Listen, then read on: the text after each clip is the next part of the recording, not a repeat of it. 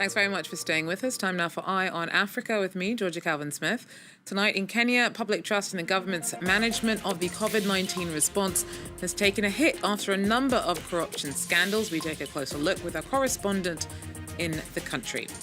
Also, Zimbabwe is insisting that its plans to return the farms of 37 foreign nationals that were taken under a land reform program in the early 2000s doesn't mean that it's reversing its stance on the policy.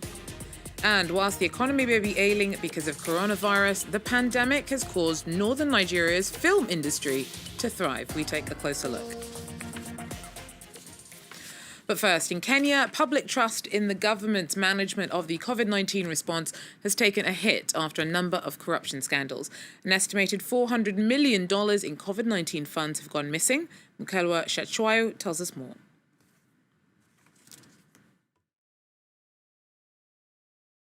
The alleged scandals include the stealing of medical equipment, the stealing of medical funds, as well as the giving of contracts to companies that are connected to politicians to supply medical equipment but at inflated prices.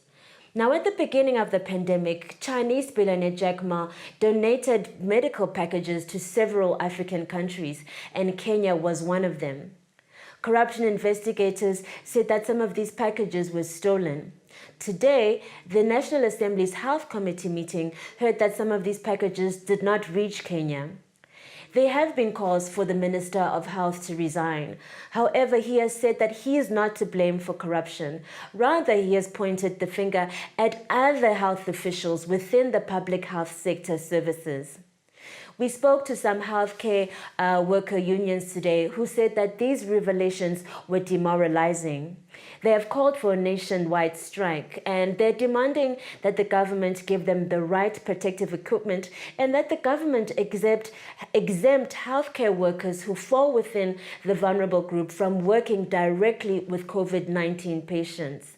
Now, already about 800 healthcare workers in Kenya have been infected with COVID-19 and 16 have died. The unions say that the 16 that have died fall within this at-risk group, which include those who are pregnant, those with underlying health issues, as well as those who are over the age of 50. Mkelwa Shachwayo there for us. Now, Zimbabwe is insisting that its plans to return the farms of 37 foreign nationals that were taken in the early 2000s under a land reform program does not mean that it's reversing its stance on the policy. The agricultural minister has said that the government's just still acting in accordance to international treaties. Ryan Truscott tells us more. Ryan, so how does this deal to return those 37 farms work? What happens to local farmers who lost their land under the program?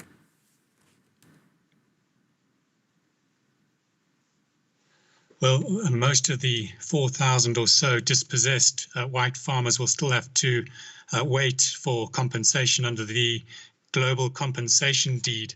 That's an agreement reached in July between white farmers and President Mnangagwa's government for $3.5 billion to be paid out for what are called improvements, things like irrigation schemes and barns and water reservoirs and that sort of thing.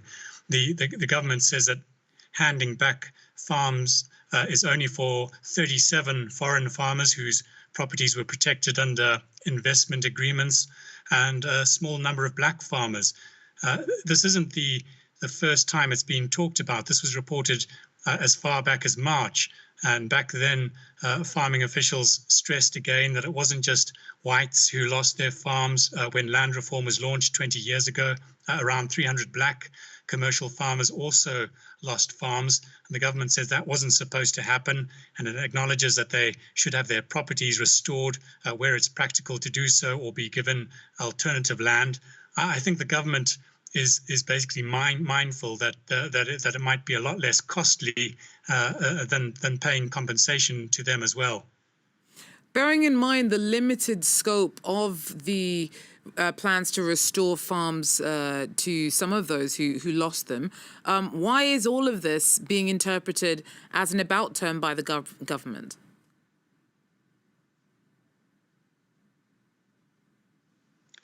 Well, it's a difficult time for most Zimbabweans. There's growing hunger and poverty. Inflation is more than 800%. Many here were already skeptical when the government agreed to that $3.5 billion compensation figure for white farmers, when there are so many other pressing issues to deal with. I should stress, though, that money still has to be raised. But on top of these difficulties and these questions came this announcement this week that some dispossessed foreign nationals would have their original farms given back. And what that got seen as here was that the government was doing an about turn.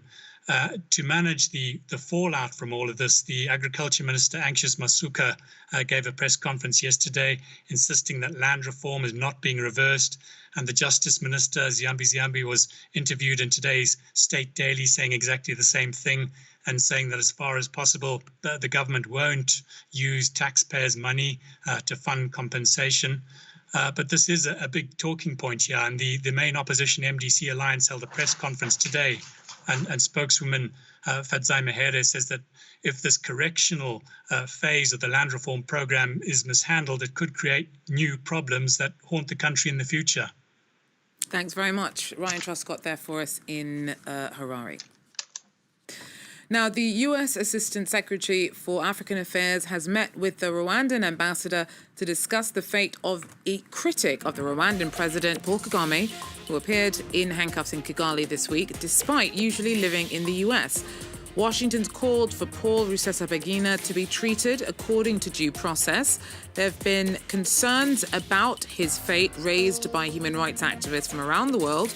Now, Rusesabagina was portrayed in the film Hotel Rwanda as a hero who saved more than 1,200 people from the country's 1994 genocide. Rwanda says he was subject to an arrest warrant and that there was international cooperation to detain him, but haven't further elaborated. Rusesabagina denies Kigali's accusations that he supported terror groups. Hundreds of people marched in Bukavu in DR Congo on Thursday in a show of support for Nobel laureate Dr. Denis Mukwege, who says that he's received death threats. The Congolese gynecologist has been lauded for his work with women who are the victims of conflict rape.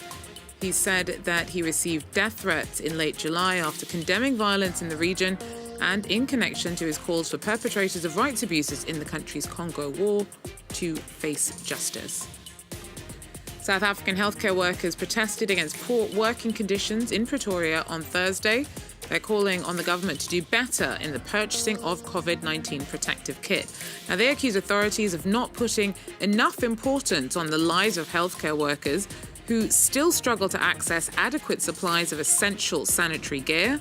The union leading the rally has threatened that all 200,000 public workers will go on strike on September the 10th if the issues are not addressed. Now, South Africa is the African country worst hit by the pandemic. It is now, though, no longer in the top 5 of countries in the world affected by the virus. The country has been easing domestic travel restrictions in a bid to return to normal after a strict lockdown. Hotels are open and travelling between provinces is now allowed. But borders are still closed to international travellers, meaning that the government is pinning its hopes on domestic tourism. An empty tourist hotspot, Cape Town's V&A waterfront usually attracts crowds of tourists. Yeah, if you look around, it's really quite sad. I mean, this would normally be a bustling part of the waterfront. Last year, South Africa hosted more than 10 million international visitors. But since the pandemic, the tourism industry is on its knees. A government survey estimates that 67% of tourism-related businesses couldn't meet their fixed costs, and 440,000 jobs are now at risk. All of this leading to more uncertainty for service sector employees. Financially, like everything's been a backlog on paying my bills, my debts as well. So like all of that has been like on hold even up to now. With international borders still shut, businesses that manage to stay open have no choice but to turn to domestic tourism. We have done a 50% off on all of our properties. The reason for that really is to get South Africans to engage in a staycation and enjoy their own country, which I think a lot of South Africans will do, although financially a lot of them also been hit quite hard.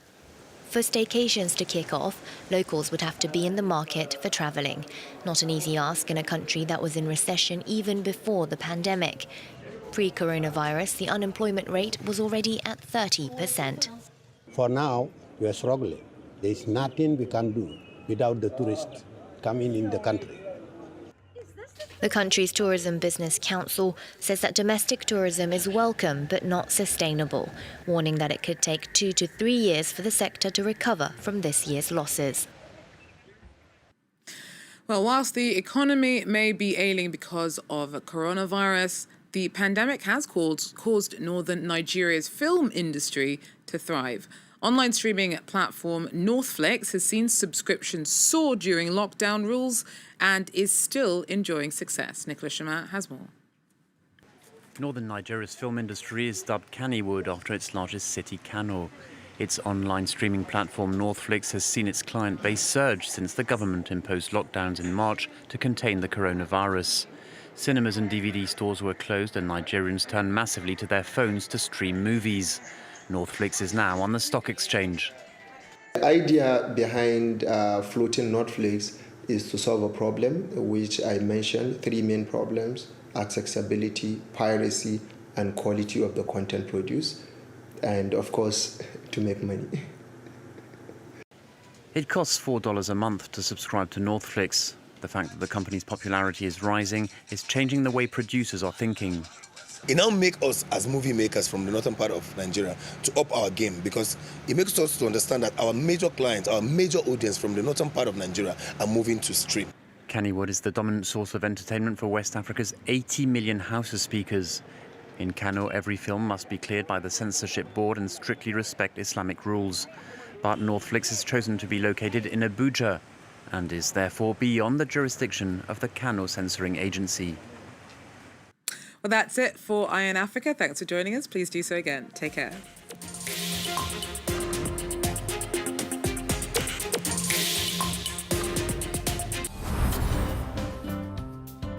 The world is ever-changing. The news doesn't wait. That's why at France 24, we'll always be there to help make sense of world events. For the best international coverage, 24 hours a day, no matter what. France 24, with you everywhere, all the time. Liberté, égalité, actualité.